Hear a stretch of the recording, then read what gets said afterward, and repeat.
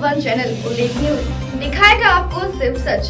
बने रहिए उल्लेख न्यूज के साथ। मैडम नमस्कार, आपका स्वागत है स्टूडियो में। नमस्कार, धन्यवाद। मैडम आप थोड़ा हमारे दर्शकों को परिचय दें अपने विषय में। जी बिल्कुल। नमस्कार, मेरा नाम है डॉक्टर अनु स्वरूप। मैं पेशे से एक चिकित्सिका हूँ, बाल रोग विशेषज्ञ हूँ और अभी अपनी सेवाएं प्रदान कर रही हूँ देहरादून में। इसके साथ ही मैं एक समाज सेविका हूँ। मैं अपने संगठन चलाती हूँ जिसका नाम है भारतीय रमाबाई अम्बेडकर महासभा। ये जो मेरा संगठन है ये शुरू से ही काफ़ी सालों से है और अब जो है हमने पिछले कुछ सालों से इसे उत्तराखंड में सक्रिय किया है और उत्तराखंड के हर जिले में काम कर रहा है, लेकिन प्रमुखता ये हरिद्वार में काम करता है। मैडम आपसे मैं पूछना चाहूँगा कि आपको प्रेरणा कहाँ से मिली समाज सेवा में? देखिए, प्रेरणा जो है ये मैं कहूँगी कि ये बहुत पुरानी खानदानी चली आ रही है, क्योंकि मेरे नाना जी भी जो थे वो फ्रीडम फाइटर थे। वो नेहरू जी के साथ जेल गए तो उन्होंने भी काफ़ी फाइट किया है। उसके बाद मेरे फादर इन लॉ स्वर्गीय श्री राम स्वरूप जी वो शुरू से ही जो है राजनीति में रहे और उन्होंने भी काफ़ी जो पिछड़ा वर्ग है हमारा उसके लिए काफ़ी आवाज़ उठाई, काफ़ी काम किया। तो वो सब मैंने अपने घर में ही देखा है। मेरे जो पिताजी थे वो फौज से थे तो उन्होंने भी देश की सेवा की है। मेरी माता जी भी जो है वो चिकित्सिका रही हैं, तो मैंने शुरू से बचपन से ही ये सेवा जो है अपने घर में ही करते हुए देखा है, इसलिए शायद उसी तरह से मेरा लालन पोषण हुआ है। तो आज मैं उसी क्षेत्र में आगे बढ़ी हूँ। ऐसा क्या कारण रहा कि आपने डॉक्टरी का व्यवसाय छोड़ के जो काफ़ी पैसा और मान सम्मान देने वाला व्यवसाय से छोड़ के आपने समाज सेवा का सोचा? कोई एक कारण या दो?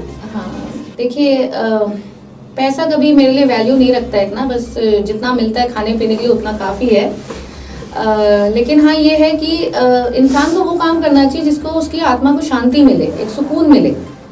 पैसे कमाने के लिए मैं कमा सकती हूँ आज भी और अभी भी मैं नौकरी तो कर ही रही हूँ, समाज सेवा कर रही हूँ। मैं अपना प्रोफेशन मैंने अभी छोड़ा नहीं है।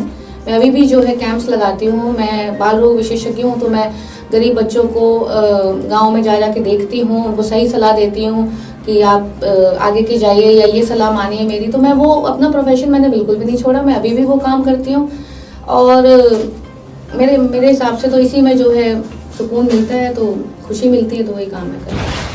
आप को एक महिला होने के नाते क्या समझती हैं कि अभी हमारे समाज में क्या स्थान है महिलाओं का? देखिए, मेरे हिसाब से ये है कि काफ़ी हद तक महिलाओं के लिए बेहतरी हुई है समाज में, लेकिन अगर आप अभी भी रूरल एरियाज में जाएं, गांव में जाएं या जहां पिछड़ा इलाका है अभी वहां पे जाएं, तो अभी भी जो है महिलाओं की स्थिति काफ़ी चिंताजनक और ख़राब चल रही है।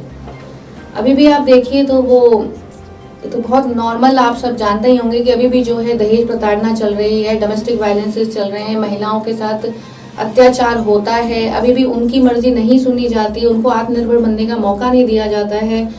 और अभी भी आप देखेंगे तो अभी मैं यहीं की बात बता रही हूँ, उत्तराखंड में रूरल एरियाज में अगर जाएं तो बाल विवाह भी आज भी हो रहा है।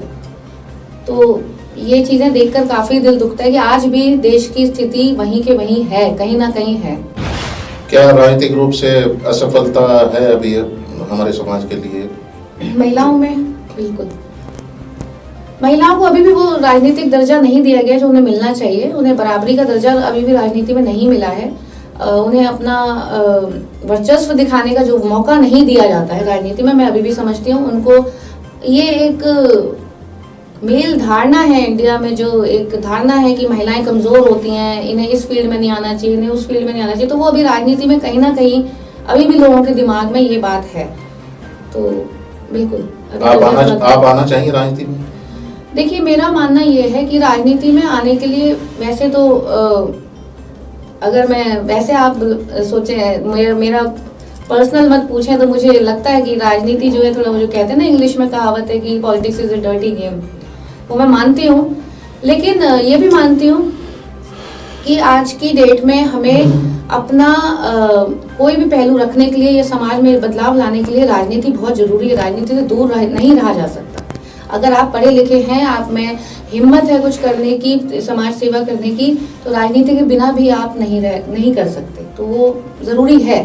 तो क्या आप अपनी पार्टी बनाएंगे या किसी राजनीतिक दल से जो पहले चरण से जुड़े? ये तो मैंने अभी तक निश्चय नहीं किया इस बारे में, लेकिन हाँ, जैसे हालात बनते हैं, जैसे पब्लिक ओपिनियन हमारे साथ चलता है, उस हिसाब से ही हम आगे चलेंगे।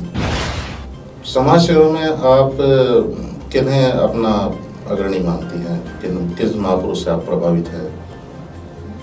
देखिए, समाज सेवा जो है, मैं आपको बताऊं कि सबसे पहले तो मैंने अपने परिवार से ही सीखी है, ठीक है। और अगर आप महापुरुष की बात करें तो समाज सेवा के रूप में मैं सबसे ज़्यादा जो है बाबा साहब को मानती हूँ। जो बाबा साहब ने जो अपने समाज के लिए किया, इतनी परिस्थितियों में, जो मुझे पूरी डिटेल्स में बताने की ज़रूरत नहीं है, लेकिन जिन परिस्थितियों में उन्होंने जो है अपने समाज के लिए किया है, और जो संविधान निर्माता कहलाए हैं, और आज भी जो है पूरे वर्ल्ड में उन्हें जानते हैं, उन्हें मानते हैं, तो वो मेरे लिए बहुत बड़ी प्रेरणा है।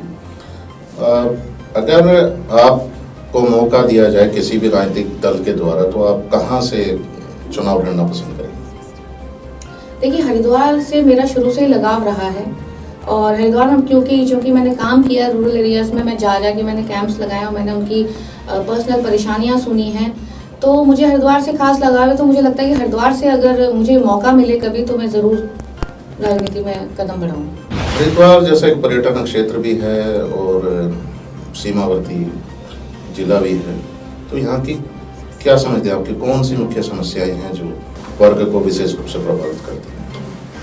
देखिए, जैसा आपने कहा कि हरिद्वार जो है एक ऐसा शहर है जिसको पूरे भारतवर्ष में आप किसी से भी पूछेंगे तो वो जानता है, ठीक है। हरिद्वार में भारतवर्ष से लोग आते हैं, चाहे वो घूमने के लिए हो, चाहे अपनी पारंपरिक परंपराएं करने के लिए हो, या कोई भी रिचुअल्स करने के लिए जो आते हैं, तो हरिद्वार को जानते हैं।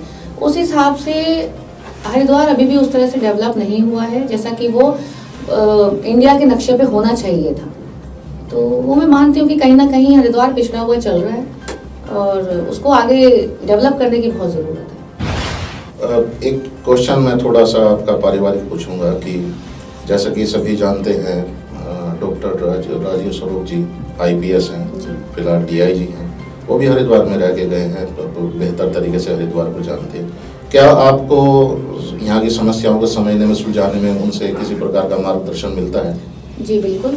मैंने अगर कभी एज ए वाइफ जो है अपने हस्बैंड से जैसे डिस्कशन किया है किसी भी समस्या के बारे में, तो उन्होंने मुझे बिल्कुल सही रास्ता दिखाया है, गाइडेंस दी है, प्रेरणा दी है। और क्योंकि उन्होंने भी बहुत दिल लगा के जो है काम किया हरिद्वार में, तो मैं उनको तो मतलब एक एक गांव, एक एक रास्ता जो है वो पता है। तो अगर आप किसी गांव के जैसे किसी आदमी का भी नाम ले दूँ ना, प्रधान का भी ले दूँ, तो वो उन्हें पर्सनली जानते। तो उस तरह से उन्होंने मुझे काफ़ी गाइडेंस दी और सही रास्ता, कभी सही सुझाव दे के काफ़ी मुझे मदद मिली उनसे। कभी मतलब ऐसा आपको लगा है कि आपके सामने कोई किसी प्रकार की कोई अड़चन आई हो समाज सेवा में, कि भाई वो IPS हैं तो आपसे लोग डरते हों, या किसी तरह की कोई समस्या आती हो? जी आती है, बिल्कुल सही, ये बिल्कुल सही प्रश्न किया है आपने। तो काफ़ी हद तक थोड़ा, या राजनीतिक रूप से कोई दल आपको होता ही है। देखिए, थोड़ा सा प्रेशर जो है आता ही है, बल्कि हस्बैंड को तो ये लिख के भी देना पड़ा कि मेरा इनसे कोई वो नहीं है राजनीति, वो अपने हिसाब से करते हैं। तो वही मैं कह रही हूँ ना, महिला को जो है हर जगह प्रेशराइज किया जाता है, तो वही चीज़ मेरे साथ भी आती है कई बार। जी जी जी। तो परिवार में ही आ जाती है कि आपको जो है पति के बारे में भी सोचना है, उनके प्रोफेशन के बारे में भी सोचना है, तो आपको खुल के ये बात नहीं बोलनी, वो नहीं करनी। तो ये आती है, लेकिन ये है कि हस्बैंड मेरे बहुत सपोर्टिव हैं। उनका जो कहना है कि आपकी अपनी आइडेंटिटी है, आप जो करना चाहें वो करें, तो वो एक बहुत बड़ा सपोर्ट है। वरना उनके सपोर्ट के बिना, परिवार के सपोर्ट के बिना, बल्कि कोई भी महिला बाहर निकल के नहीं कर सकती। जैसे मैम 2022 के चुनाव आ रहे हैं, क्या आपका इरादा है इसमें अभी चुनाव में अपनी किस्मत आजमाने का, या भी आपका? देखिए, जैसे इरादा ऐसा सच प्री प्लानिंग तो मैं नहीं कहूँगी कि है, क्योंकि अगर होती तो मैं जरूर किसी ना किसी पार्टी में ज्वाइन कर चुकी अभी तक, और मेरे वहाँ पे संबंध होते। लेकिन अभी तक मैंने कोई पार्टी ज्वाइन नहीं की है, और अभी तक मैं सिर्फ जो है समाज सेवा के उस पर चल रही हूँ।